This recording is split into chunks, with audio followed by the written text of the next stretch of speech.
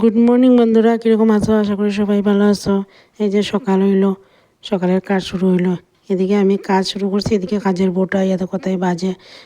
রাত্রের বাসি কাজ সব করিয়া গেছি গিয়া, তাই ঘর দরজা মুছিয়া বাসন টাসন ধুইয়া তাই গেছি গিয়া। তারপরে আমি রাত্রেবেলা চাউল আর ডাল ভিজিয়ে রাখছিলাম। রাত্রেবেলা তাই উঠে আগেই কইছে রুটি খাইতো না, লেগে আমি এটাই ভিজিয়ে রাখছিলাম। রাখিয়া সকালে তাই লেগে একটু ইডলি বহাইছি, সবজি একটু করে কাটছি, কাটিয়া তাই লেগে সিদ্ধ দিয়া তাই লেগে একটু সাম্বর বানাইছি। বানাইয়া আগে তাইলে ব্রেকফাস্ট রেডি করিয়া দিলাম।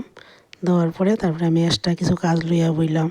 তিসি আনাইছিল, তিসিরে ভাজছি, এটারে পাউডার বানাইয়া রাখছি। এটারে ডেলি সকালে এক গ্লাস আমি গরম জল দিয়া খাই।